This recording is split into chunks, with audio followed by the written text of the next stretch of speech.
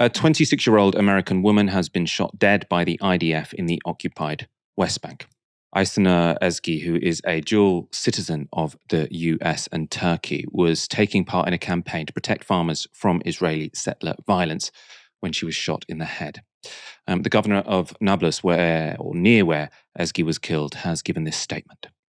A foreign national, an American citizen, lost her life there. She was simply taking part in one of the peaceful rallies. On our part, we will take all necessary legal measures, including those before the International Criminal Court, in line with law. To the entire world, we say, Israeli bullets do not make distinctions between a Palestinian child or woman or a foreign national. Simply the one who pulled the trigger and fired the bullet is hateful of all humanity. By killing an American citizen, Israel has crossed all lines, a genocidal war in Gaza, coupled with another guerrilla war in the West Bank. Witnesses to the killing have also spoken to Al Jazeera. Army was on top of the hill. There was also a sniper on the roof. We were clearly visible from the army. There was nothing happening next to us, nor next to Ayla. At some point, they just shot 2 live ammunitions. One hit a something metal, and one was directed to Ayla's head. I ran over to them about 10 or 15 meters in the olive grove that was adjacent to the road where I was standing on. I found her lying on the ground beneath an olive grove, bleeding to death. I put my hand under her head to try and stop the bleeding and took her pulse. She had a very weak pulse. We called the ambulance, put her in the ambulance, which evacuated her to the Beta Medical Center. Obviously, really, really difficult to listen to that testimony. This was an incredibly brave woman who went to the occupied West Bank to defend Palestinians against what is clearly, violent breaches of international law by hostile settlers every day. Aaron, we have sort of seen situations like this before, where sort of a citizen of a Western country goes to Palestine to defend people against colonialism, sort of horrific acts by Israel and Israelis. Rachel Corrie, Thomas Herndl come to mind.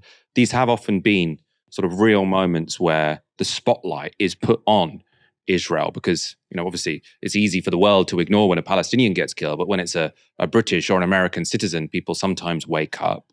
I mean, can you see this having a big political impact? No. In terms of decision makers and politicians, no. In terms of global civil society and public opinion, of course it has an impact. All those things you just mentioned had an impact. And that feeds through very slowly. It percolates through to political decision making, such as what we've seen, limited as it is from the British government in recent weeks and months. But no, I don't think it'll have any impact on Kamala Harris or on Keir Starmer. We had 3 UK nationals killed by the IDF while they delivered aid in Gaza very recently. Nothing happened. David Cameron, then Foreign Secretary, said that the Israelis will investigate themselves and we wait for their results and the outcome of those investigations. And I think that really underscores the extent to which there is just no accountability for Israel. They keep on saying perennially, we are defending Western values, we're defending our values.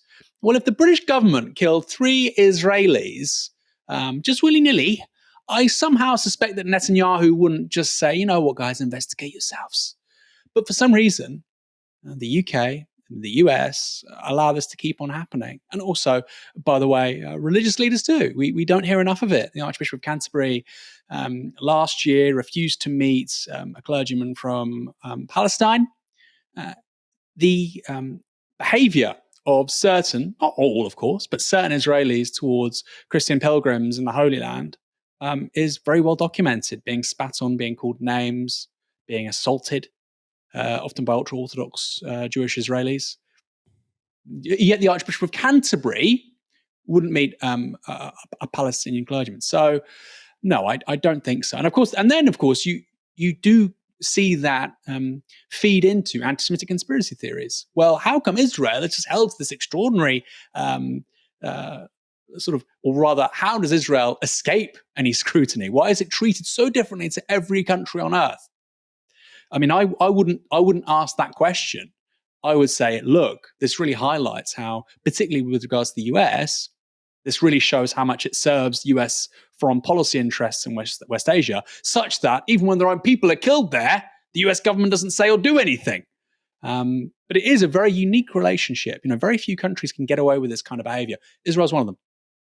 I should have also mentioned Shireen Abu Akleh, who comes to mind. So one of the world's most high-profile journalists, a Palestinian American citizen. So you can't if America aren't going to speak up and have a reaction when an American, incredibly high-profile journalist gets shot by the IDF doing her job, then where will the line be drawn? I've seen people sort of on Twitter share sort of comments by Joe Biden sort of saying, if anyone comes for American citizens, we will make sure we respond and we will make them regret what they've done.